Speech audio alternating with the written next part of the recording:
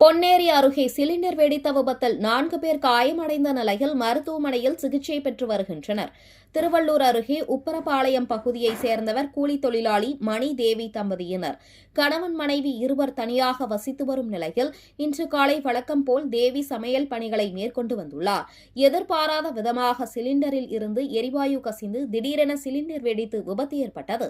இந்த விபத்தில் வீடு இடிந்து நொறுங்கிய நிலையில் கணவன் மனைவி இருவர் படுகாயமடைந்தனர்.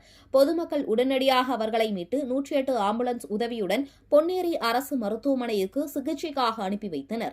இதில் பக்கத்து வீட்டில் வசித்து வந்த தாய் அனிதா, மகன் யஷ்வந்த் ஆகிய இருவர் மீதும் கட்டிட இடிபாடுகள் சிதறி முகத்தில் காயம் ஏற்பட்டு மருத்துவமனையில் சிகிச்சை பெற்று வருகின்றனர். 80% தீக்காயத்துடன் தேவியும் 40% தீக்காயமடைந்த கணவன் மணி ஆகிய இருவருக்கும் பொன்னேரி அரசு மருத்துவமனையில் முதலுதவி சிகிச்சை அளித்து மேல் சிகிச்சைக்காக சென்னை கீழ்ப்பாக்கம் அரசு மருத்துவமனைக்கு அனுப்பி வைத்தனர். இதுகுறித்து தகவல் அறிந்து வந்த காவல்துறையினர் தீவிர விசாரணை மேற்கொண்டு வருகின்றனர்.